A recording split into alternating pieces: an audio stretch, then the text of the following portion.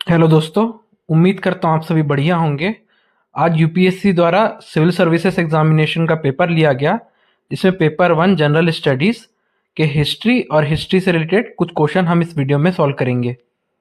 पहला प्रश्न हिस्ट्री का नहीं है, ये कर्नाटिक और हिंदुस्तानी म्यूजिक से रिलेटेड है। कर्नाटिक म्यूजिक का कौन सा राग सिमिलर है राग बिलावल हिंदुस्तानी म्यूजिक के? तो इसका सही उत्तर है ऑप्शन नंबर डी, धीरा शंकराभरणम। दूसरा क्वेश्चन है कि हिल्टन यंग कमीशन 1926 में जो रुपीस और स्टर्लिंग के बीच में एक्सचेंज रेट प्रिस्क्राइब किया था, उसको ब्रिटिश गवर्नमेंट ने क्यों अडॉप्ट कर लिया? तो इसका सही उत्तर है ऑप्शन नंबर ए। वे चाहते थे कि जो रेमिटेंस जा रहा है, पहले जो है 1 rupees is equal to 1 sterling और 4 पेंस हुआ करते थे। तो हिल्टन यंग कमीशन ने प्रिस्क्राइब किया कि 1 rupees is equal to 1 sterling और 6 पेंस किया जाए, ताकि रेमिटेंस जो है इंडिया से ब्रिटेन की ओर ज़्यादा बढ़े और इंडिया का जो है क्रेडिट वर्थीनेस मेंटेन रहे। तीसरा जो क्वेश्चन है वो स्टेटमेंट्स का है। पहला स्टेटमेंट है पाली टेक्स्ट जो है कंटेन करते हैं पहले डेफिनेट रेफरेंस सिक्कों के, जैसे करशापण या कहापण, निष्क या निखा, कमसा और ककड़िका का। दूसरा स्टेटमेंट है कि जो लिटरेरी एविडेंस है पाली टेक्स्ट के, वो सपोर्ट किए जाते हैं आर्कियोलॉजिकल एविडेंस जो पंचमार्क कॉइन के मिले हैं, जो ज़्यादातर जो है चांदी के हुआ करते थे। तो ये दोनों सही हैं। और किस चीज़ से एसोसिएट किया जाता है उनका, कि इमरजेंस ऑफ अर्बन लाइफ, बिल्कुल अर्बन लाइफ में ही जो है बार्टर सिस्टम हट के एक्सचेंज ऑफ मनी होता है। और सेकंड है ट्रांजिशन टू मनी इकोनॉमी, यानी जो दोनों ऑप्शन सही हैं, यानी ऑप्शन नंबर सी इसका सही उत्तर होगा। तीसरा क्वेश्चन है कि इनमें से कौन से मंदिर का जो शिखर है वो नागर स्टाइल का है? तो हमें मालूम है कि मंदिर निर्माण के 3 शैली हुआ करते हैं। उत्तर भारत में नागर स्टाइल, जो मध्य दक्षिण है उसमें बेसर स्टाइल, और जो दक्षिण है उसमें द्रविड़ स्टाइल। तो पहला है मालेगिट्टी शिवालय बादामी का, ये द्रविड़ शैली में बना हुआ है। दूसरा है हुची मालीगुड़ी टेम्पल एहोल का, ये जो है नागर स्टाइल में बना हुआ है। तीसरा जो है दशावतार टेम्पल देवगढ़ का, ये डेफिनेटली नागर स्टाइल में बना हुआ है। और चौथा है विरूपाक्ष टेम्पल पट्टदकल का, तो ये द्रविड़ स्टाइल में बना हुआ है। इसलिए ऑप्शन नंबर 2 और 3 सही होगा, यानी ऑप्शन नंबर बी सही ऑप्शन होगा। अगला क्वेश्चन जो है वो जैन फिलॉसफी से, कि जैन फिलॉसफी में जीव का कौन सा टाइप जो है वो इंक्लूड नहीं है? तो ऑप्शन नंबर ए देव, ये बिल्कुल इंक्लूड है। ऑप्शन नंबर बी यक्ष, यक्ष ये देव की ही श्रेणी मानी जाती है, यानी ऑप्शन नंबर बी इंक्लूड नहीं है। ऑप्शन नंबर सी मनुष्य, ये इंक्लूडेड है। ऑप्शन नंबर डी त्रियांचा, जो कि एनिमल और प्लांट्स है, ये भी इंक्लूडेड है। इसलिए ऑप्शन नंबर बी जो है सही ऑप्शन होगा। अगला क्वेश्चन है कि हल्ली सालसी पेंटिंग जो बाघ के गुफाओं में है, वो किस चीज को रिप्रेजेंट करते हैं? तो इसका सही ऑप्शन नंबर होगा option number A, a joyous folk dance, यानी प्रसन्नता में जो लोग हैं वो नृत्य कर रहे हैं। अगला क्वेश्चन जो है वो स्टेटमेंट बेस्ड है प्लेस वैल्यू सिस्टम को लेके। तो पहला स्टेटमेंट है कि एपिग्राफिक जो यूज हुआ है प्लेस वैल्यू सिस्टम का, वो सबसे पहले जो है मनकनी प्लेट्स गुजरात में जो है प्राप्त हुए हैं, ये बिल्कुल सही स्टेटमेंट है। दूसरा स्टेटमेंट है कि 9वीं शताब्दी में प्लेस वैल्यू सिस्टम भारत भर के इंस्क्रिप्शन में कॉमन हो गया था, ये भी सही स्टेटमेंट है। तीसरा स्टेटमेंट है कि प्लेस वैल्यू सिस्टम जो साउथ ईस्ट एशिया के संस्कृत इंस्क्रिप्शन में भी पाया गया है, तो ये स्टेटमेंट भी सही है। अतः ऑप्शन नंबर डी 1, 2 और 3 ये सही इसका आंसर होगा। अगला क्वेश्चन जो है वो स्टेटमेंट बेस्ड है हड़प्पा सिविलाइजेशन से।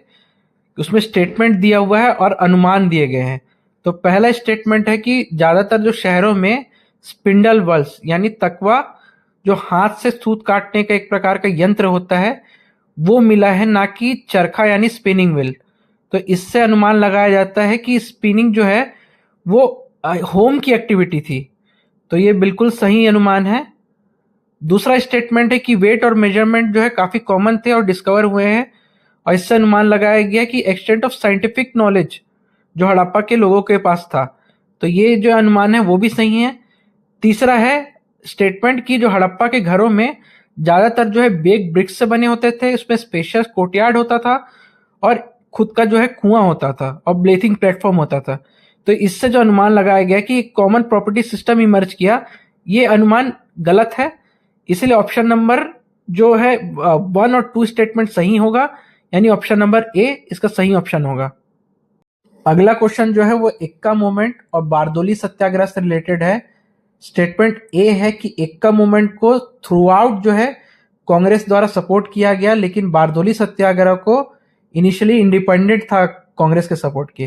तो ये बिल्कुल गलत है। एक्का मूवमेंट को शुरुआत में कांग्रेस द्वारा सपोर्ट किया गया, लेकिन बाद में जब ये वायलेंट हो गया तो कांग्रेस द्वारा सपोर्ट जो विथड्रॉ कर लिया गया। और बारदोली सत्याग्रह तो शुरुआत से ही कांग्रेस द्वारा सपोर्टेड था, इसलिए स्टेटमेंट ए गलत होगा। स्टेटमेंट बी है कि एक्का मूवमेंट जो है उसको लीडरशिप दिया गया तालुकदार ऑफ अवध के द्वारा, जबकि उल्टा है, अवध के तालुकदार द्वारा के अगेंस्ट में ये जो मूवमेंट था। और बारदोली सत्याग्रह लैंडलेस लेबर द्वारा नहीं किया गया, ये जो है पाटीदार जो है उस पर इन्वॉल्व थे, इसलिए स्टेटमेंट जो बी है वो भी गलत होगा। स्टेटमेंट सी है कि बारदोली सत्याग्रह जो है वो अगेंस्ट था एनहेंसमेंट ऑफ लैंड रिवेन्यू, ये बिल्कुल सही है। 22% से अधिक कर दिया गया था लैंड रिवेन्यू को। और एक्का मूवमेंट जो था एक्सट्रैक्शन ऑफ रेंट के अगेंस्ट था तालुकदार द्वारा, तो ये स्टेटमेंट नंबर सी जो है सही था।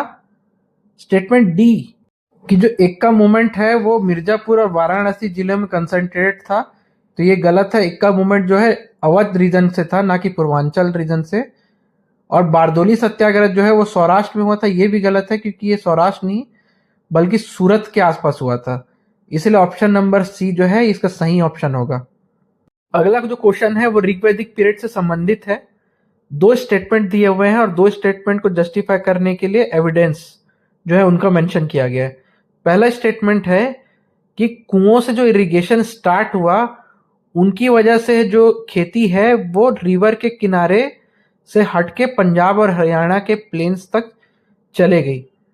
दूसरा स्टेटमेंट है कि जो एनिमल ड्रॉट एनिमल पावर है, यानी जानवरों की शक्ति का उपयोग किया गया पानी को कुओं से बाहर निकालने के लिए। अब पहला एविडेंस है कि जो ऋग्वेद में अश्म चक्र यानी स्टोन पुली का जो विल है और आहवा यानी स्ट्रेप वुडन पेल, इनका जो मेंशन है ये तो बिल्कुल सही है। दूसरा एविडेंस जो है कि ऋग्वेद में परशु यानी एक्स या कुलिश और दत्र श्रेणी यानी हसिया या सिकल का मेंशन है। तो परशु या एक्स और श्रेणी या हसिया का जो उपयोग है वो फसल को काटने के लिए किया जाता है, ना कि इरिगेशन या फिर जानवरों के लिए। इसलिए जो है एविडेंस 2 है वो गलत है। एविडेंस जो 3 है कि ऋग्वेद से पहले बैल को, ऑक्स को जो है उसके लिए जोताई के लिए जो उपयोग किया जाता था, इसका एविडेंस है। तो ये तीसरा एविडेंस भी सही है, इसलिए ऑप्शन नंबर सी 1 और 3 सही होगा, जबकि 2 है वो गलत होगा। अगला जो क्वेश्चन है उसमें एक कथन है या असर्शन है कि प्लीस्टोसिन पीरियड या हिंदी में जिसे कहते हैं अत्यंत न्यून काल, उसमें एक समय में यमुना जो है वो इंडस या सिंधु में जाके बहती थी और सतलज जो है वो यमुना में मिलती थी। और एक समय के बाद जो है मेजर ट्रिब्यूटरी का चेंज हुआ है, या तो गंगा से इंडस की ओर या इंडस से गंगा की ओर। इसका जो आधार क्या है? तो पहला आधार है कि जो नदी सूक्त जो ऋग्वेद में मेंशन किया गया है, तो ऋग्वेद गंगा के बारे में सिर्फ एक बार जो है मेंशन करता है और प्लीस्टोसिन पीरियड के बारे में तो करेगा नहीं, इसलिए जो पहला रीजन है वो गलत है। दूसरा रीजन है कि जो एक्सप्लोरेशन हुए सतलज और यमुना में रॉबर्ट ब्रूस फूड के द्वारा, तो रॉबर्ट ब्रूस फूड जो है वो प्री हिस्टोरिक टूल्स के लिए फेमस है, वो भी साउथ इंडिया में, वो इसके लिए फेमस नहीं है। तो ये रीजन भी जो है गलत होगा। तीसरा रीजन है जो गैंगेटिक डॉल्फिन है जो इंडस और गंगा दोनों में पाई जाती है, तो ये जो है सही रीजन होगा। अतः ऑप्शन नंबर जो है डी 3 ओनली, ये सही उत्तर होगा। अगला जो क्वेश्चन है कि बुद्धिस्ट आइकोनोग्राफी या बुद्धिस्ट जो मूर्ति कला है उसमें एम्प्टी सीट या खाली जगह किस चीज को रिप्रेजेंट करती है? तो इसका सही उत्तर होगा ऑप्शन नंबर ए, ध्यान मग्न या मेडिटेशन ऑफ बुद्धा। अगला जो क्वेश्चन है वो नदियों के मॉडर्न और एंशिएंट नाम को मैच करना है। तो पहला है वितस्ता। वितस्ता झेलम नदी को कहा जाता था, चेनाब को नहीं। दूसरा है अस्किनी। असिकिनी जो है चेनाब नदी को कहा जाता था, यानी ऑप्शन नंबर 1 और 2 गलत होगा। तीसरा है परुशनीर जो रावी को कहा जाता था, यानी ऑप्शन नंबर 3 ये सही है। चौथा है यायावती, यायावती जो है झोब नदी को कहा जाता था, और ब्यास को कहा जाता था बिपाशा, यानी सिर्फ जो है तीसरा स्टेटमेंट सही है, यानी ऑप्शन नंबर सी 3 ओनली इसका सही आंसर होगा। अगला जो क्वेश्चन है वो अमरावती स्तूप आंध्र प्रदेश में जो लोकेटेड है उसके बारे में कौन सा स्टेटमेंट सही है। तो पहला स्टेटमेंट है कि ये लोअर कृष्णा वैली में सिचुएटेड है, तो इसका बिल्कुल सही स्टेटमेंट है। दूसरा स्टेटमेंट है कि भारत में जो है वो सांची स्तूप के बाद जो है सबसे बड़ा स्तूप है, तो ये गलत है, ये सांची स्तूप से भी ज्यादा बड़ा स्तूप है, इसलिए स्टेटमेंट नंबर 2 जो है वो गलत होगा।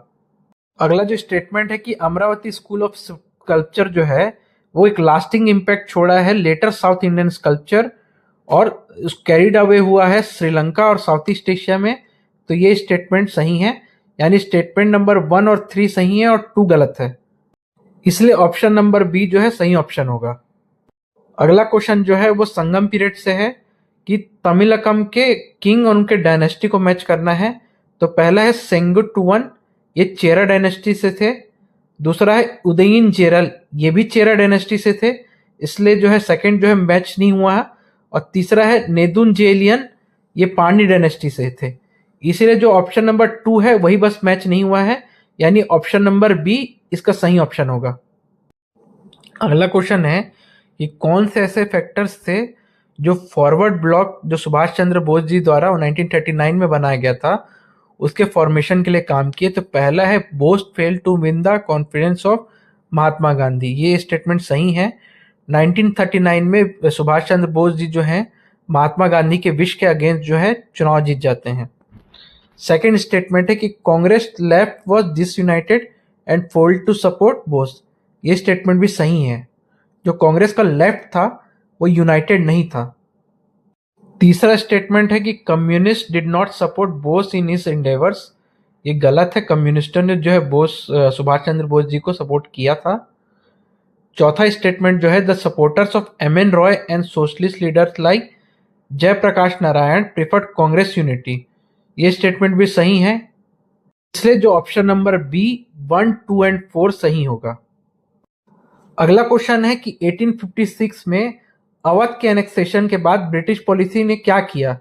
तो पहला स्टेटमेंट है कि तालुकदारों को उनके पद से हटा दिया गया, लेकिन उन्हें आर्म्स और फोर्ट रखना अलाउ किया गया।